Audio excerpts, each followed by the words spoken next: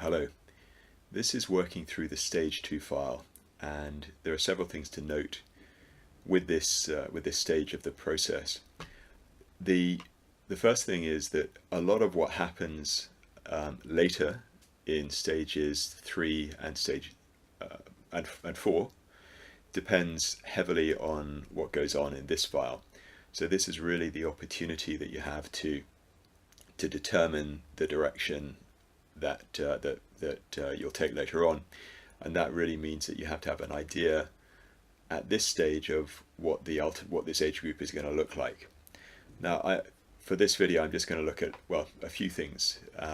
First of all, is the basic functions of this spreadsheet and the different macros and so on. The second is how do you handle must-have fixtures, and that includes how to handle the situation where you have an overweight club within an age group or a subgroup. The third is how do you allocate, and I'm just going to this batch allocations tab here. How do you use this batch allocations thing to split up your day to help you to handle things like clubs that have long distances to travel, like for example the Macau Bats. You never want to put them, if you can, you always want to put them late in the day, not at least in the first hour or two of morning games, and you can use this tab here to help you achieve that.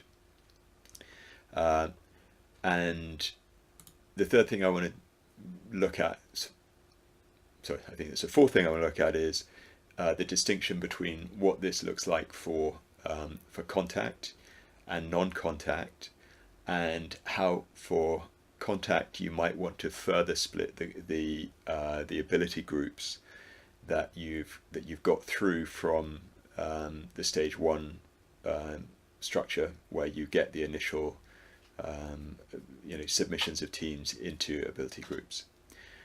Okay, so going with the first sort of part of this, which is just a rough overview of how this of what these different functions are and how they work.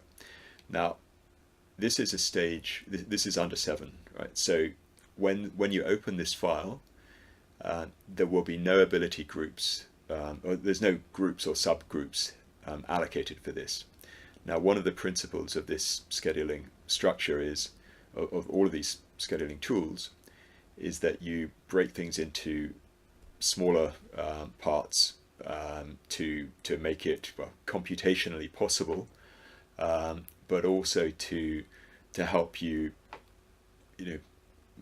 manage the certain things like the amount of time that teams are playing at the festival, and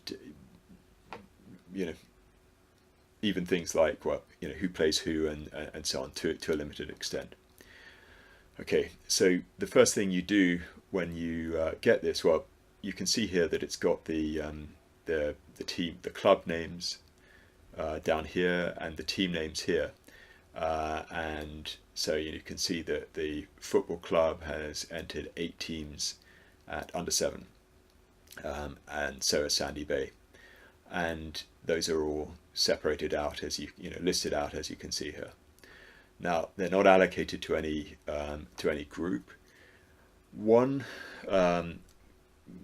way of speeding up the process a lot later on is to allocate these to groups, which basically means that within any subgroup, so any team within a subgroup will only play other teams within that subgroup, and that means that when you allocate them to the timetable later on, you can so you have much better control over things.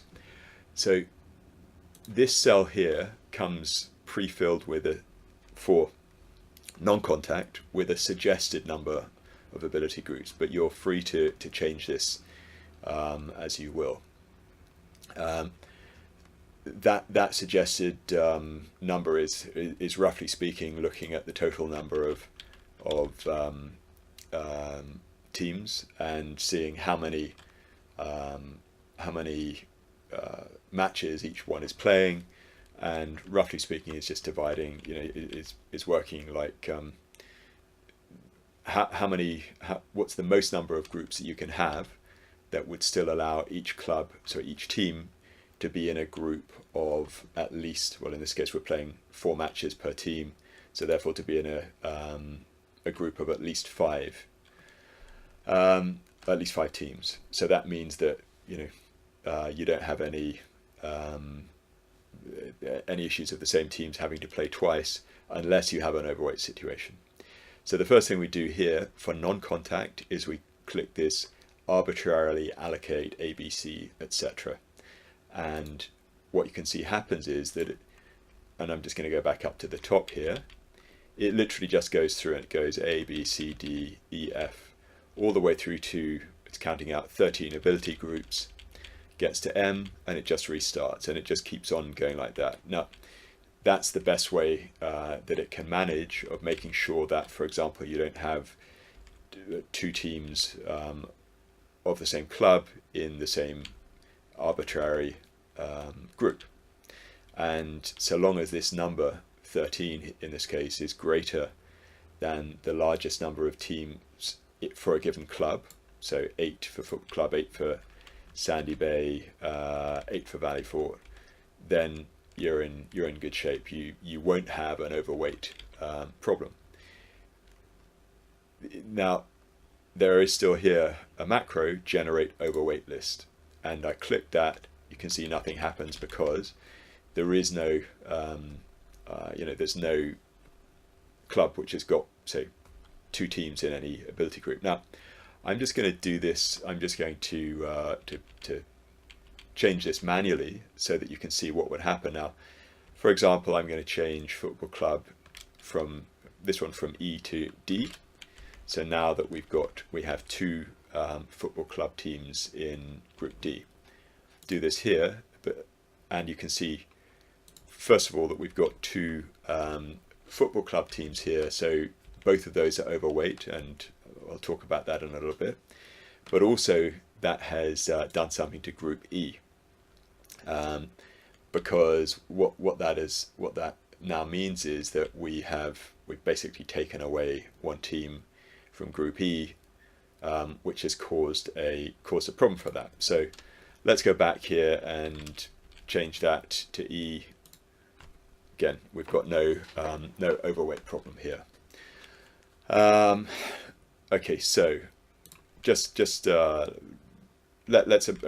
go back to this thing. So I think I'd done this, Group D, right? Generate overweight list. If I sort by ABC and so on, that just reorders them so that we can see the ability groups.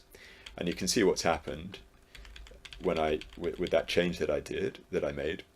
We've got an ability. We've got 7 teams, and 2 of them are Football Club.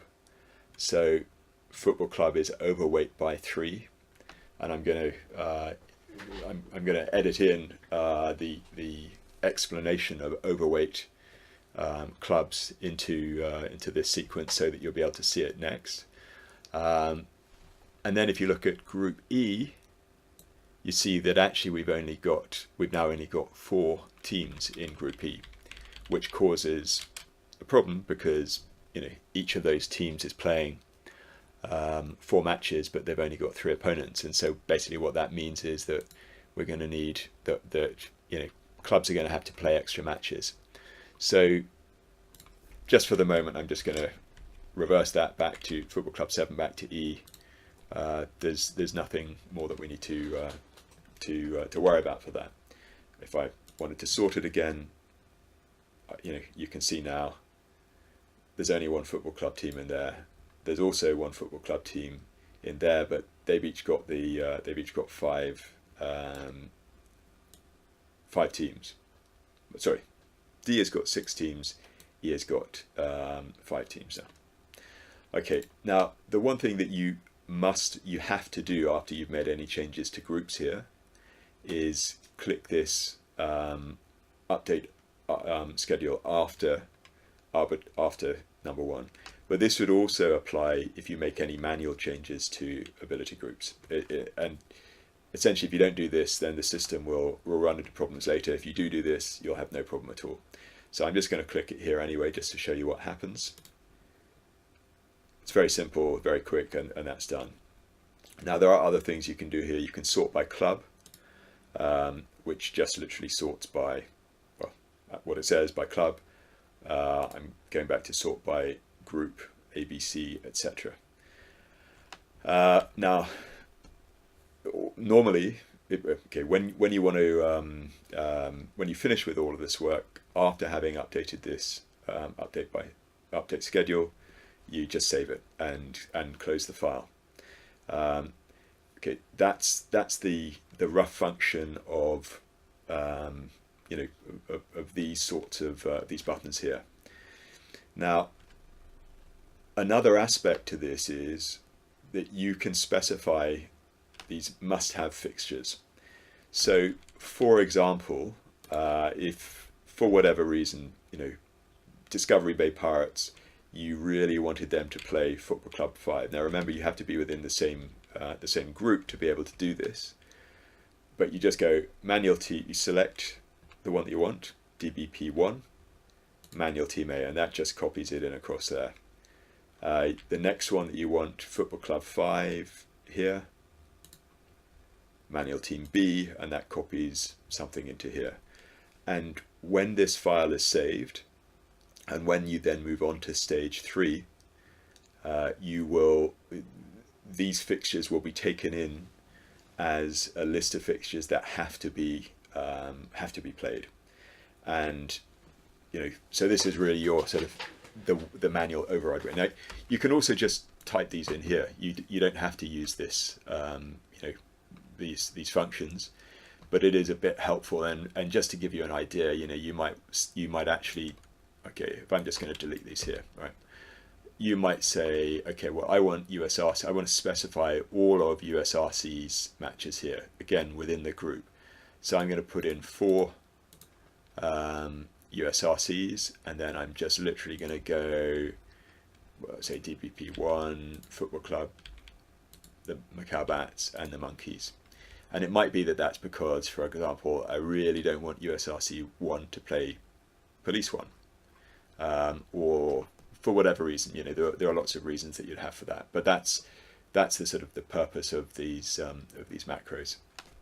Okay, now I'm going to just switch over to the explanation of overweight, and then I'm going to come back to this file, to this view.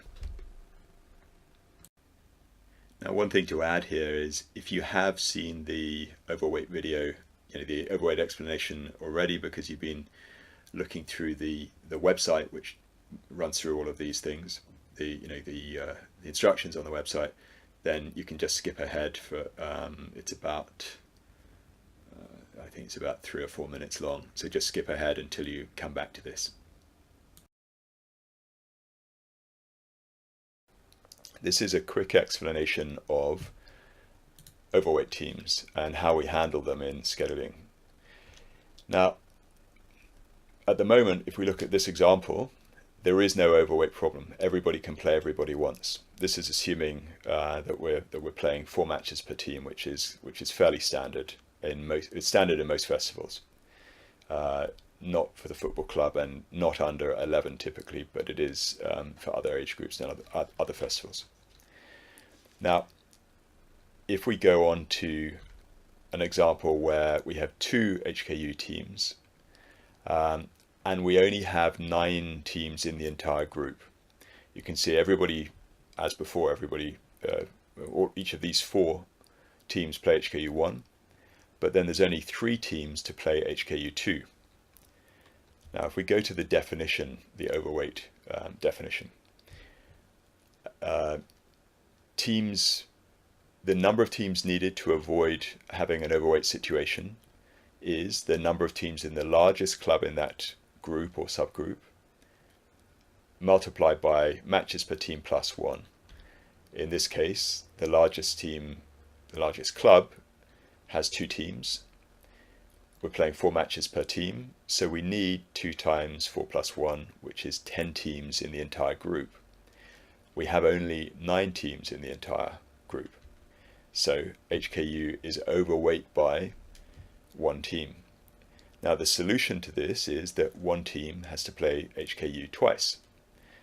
And you can see how that works, that HKU2 plays these 3, but it also then has to play an additional match. It has to play 1 match against a team which is playing HKU twice.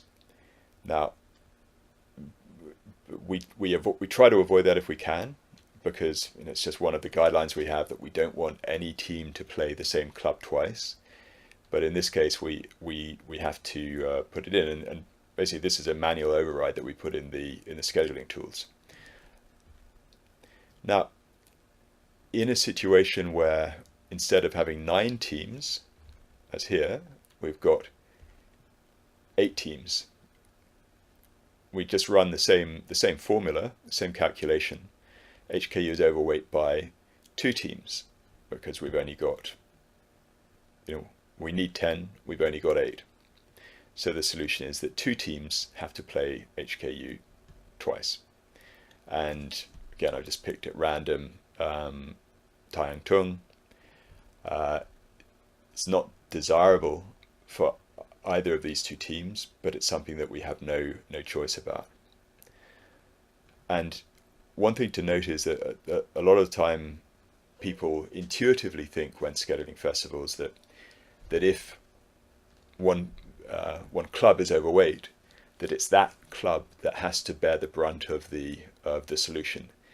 But it's actually not. The way to think of it is that this is the largest club in this group, and the problem is that there's a lack of opponents. It's not a problem of HKU. It's a problem of the lack of opponents, and therefore it's the other teams that have to bear the brunt of the solution.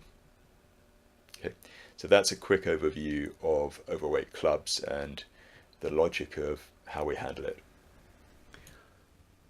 Okay, so we're back now here. You've seen the overweight explanation, and now let's just look at how you use this to handle an overweight situation. So first of all, here let's just create an overweight situation. Okay, we've got 6 teams in these 2 groups, so we can swap one. Let's swap here. Football club is going into A, and that means that we won't have the problem of B being overweight because we've still got 5. But what you can see here is football club 3 and 4 are overweight by 3. So we need to find 3 teams, and they have to be within the A subgroup, to play football club 3 and football club 4. In other words, we have to manually override the rule that normally the same team wouldn't play the same club. Any team wouldn't play the same club twice. Okay, so first of all let's pick our 3 teams. So let's say it's Sandy Bay, and we're going to click this twice, and say Aberdeen, click it twice again, and Valley, and click that twice. And then we're basically filling out the FC3 and FC4, and then here we can just manually copy. So effectively what we're saying is Sandy Bay has to play football club 3, Sandy Bay 8 plays football club 3 and 4, as does Aberdeen, as does Valley Fort 7. And we've done that. We save the file. Obviously if I've created this, but so if I was really going to do this, I would update this afterwards, but this is artificial, so I'm not going to bother doing that now. That's how we use this to handle the overweight side of things. Now, if you find that you get to stage 3 and you still haven't actually done that, you've missed out on the overweight side of things for whatever reason, or something else happened, you can still enter these fixtures. You can enter additional fixtures in the stage 3 file. But if you then recreate for whatever reason that stage 3 file, this is all that will get copied in. So my advice would be to put these put these teams into this part here, so that you're guaranteed to have them brought into stage 3. Okay, that's the handling the overweight side of things.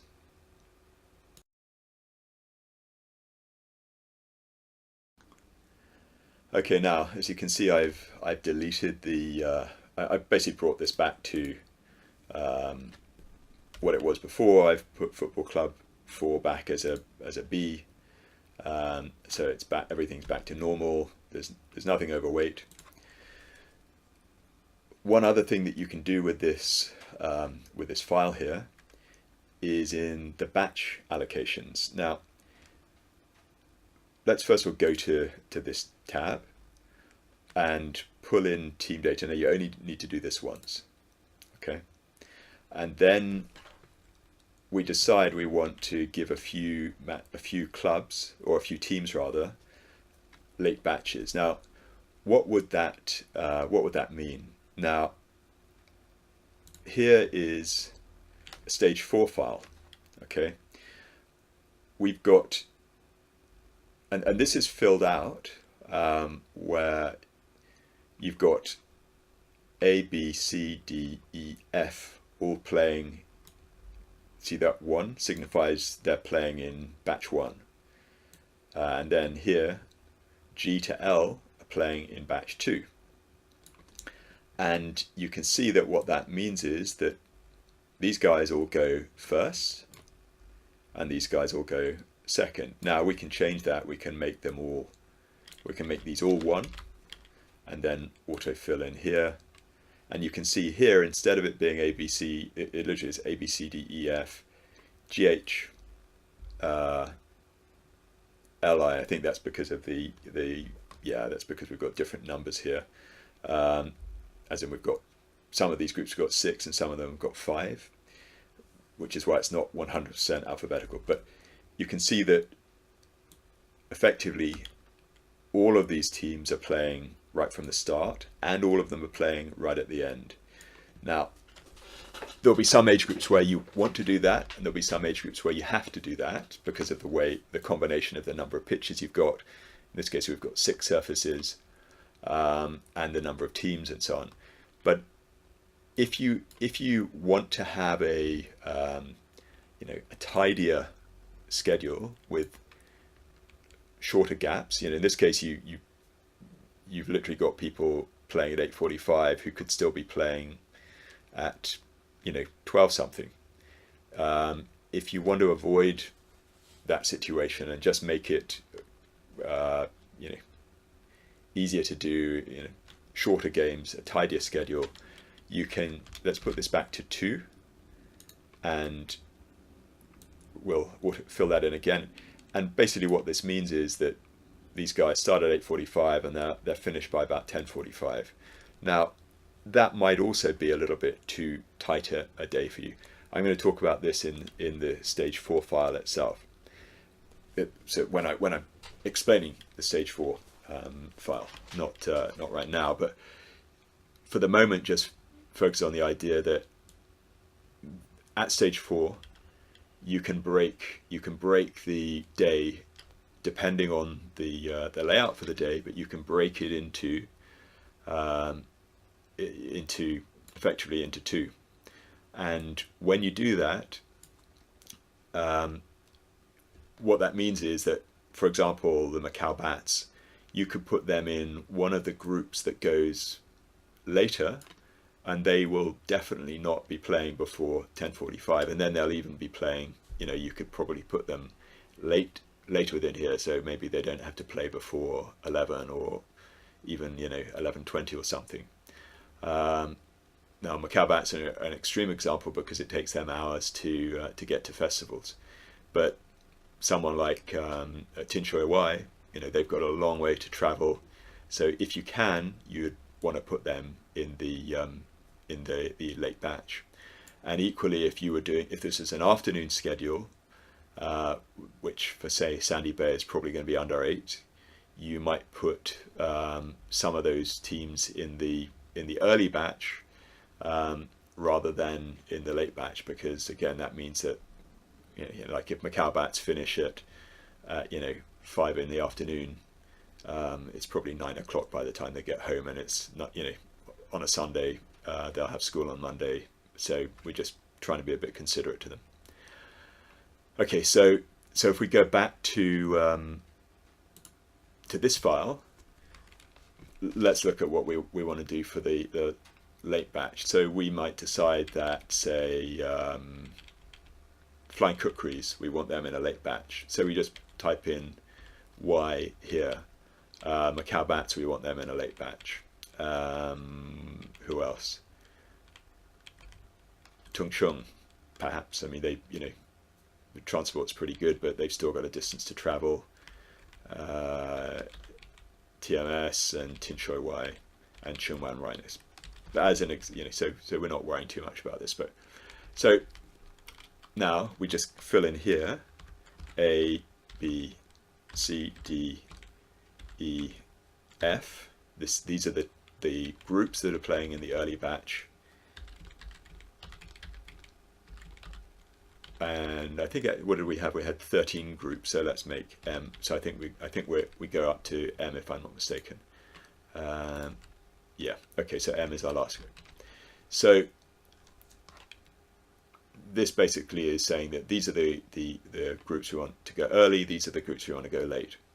And now this generate wrong list is a list of teams that are in, well, you can see here, the Macau Bats, they're in Group C. If we go here to Group C, we can see they're the Macau Bats, right? So we're going to want to swap them. So select team to swap, and that moves them over here. They're in Group C. Generate possible swaps. So all of these teams are teams that are in groups. Now they're in groups that are, first of all, in the late batch, so they're suitable for Macau Bats to swap to. But there are also teams that, for example, wouldn't have a problem with being in Group C. So if we go back to Group C here and we see who's in it, you can see that there is no Sandy Bay team in there. So Sandy Bay 1 is a suitable team to swap with the Macau Bats. So are all of these other ones. Sandy Bay 2 is another one, and Sandy Bay 3 and 4. Now if we go back here again, there's no Stingrays team in there. So again, we can, Stingrays, all of these different Stingrays ones are suitable. Same with Valley and so on. But I'm just going to say I'm going to pick Sandy Bay 2. Select choice from list, which just brings it up to here. So Sandy Bay 2 is in Group H. Macau Bats is in Group C. Make swap. And now you can see that Macau Bats is no longer in this problem list. And if we go back here, you can see that Macau Bats is now in Group H.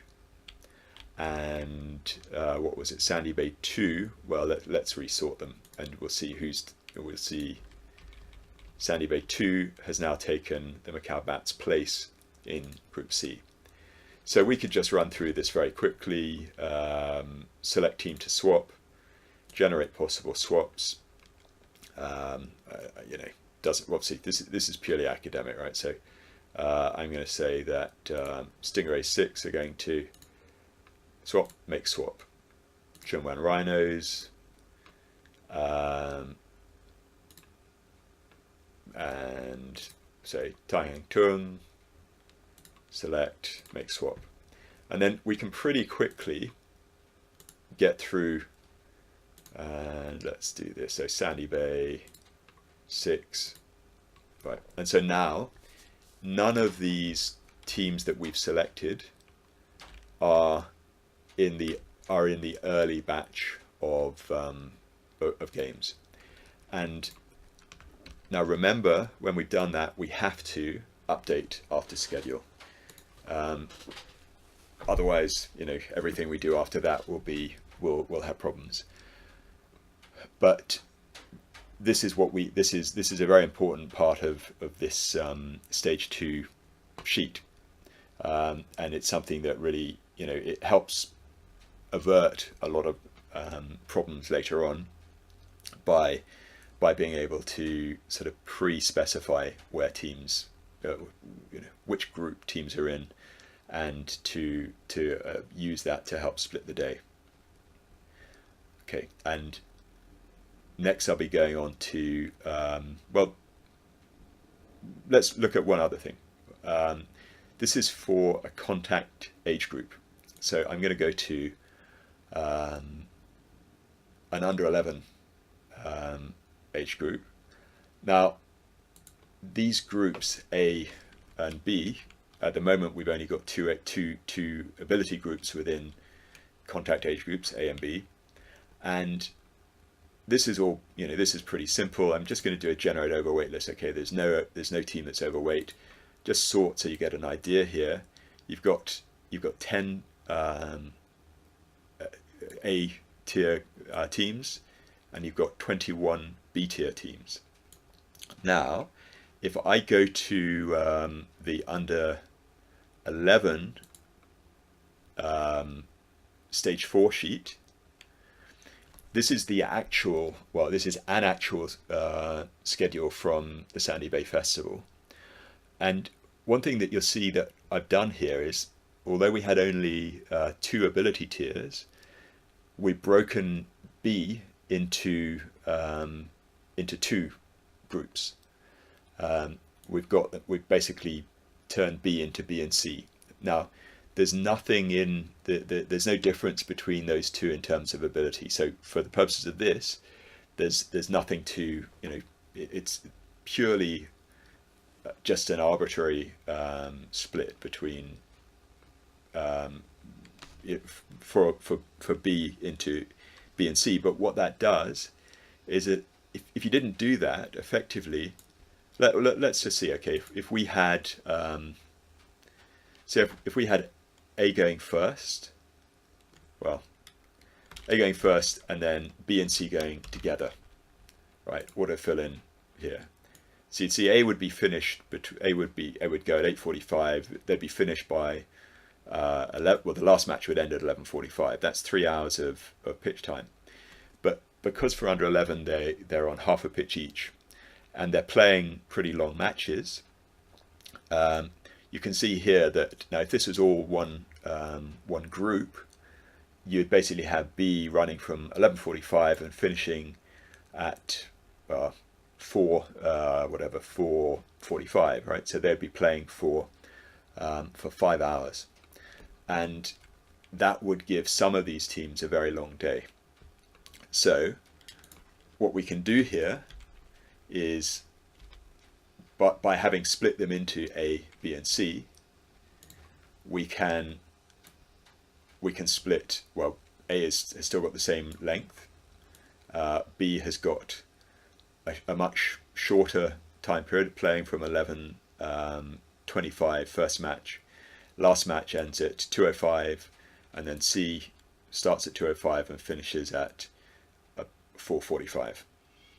And so if we come back to this file here, which is the manual seeding list, manual seeding sheet for under 11, what we can do is basically just go, let's just divide it into B and C. So we've got B, C, and literally I'm just going through alternating and manually and just typing in here. So let's just check for overweight. There's still nothing overweight. We still have to update after doing that to make sure that this now, everything from now on recognizes that we've got A, B, and C.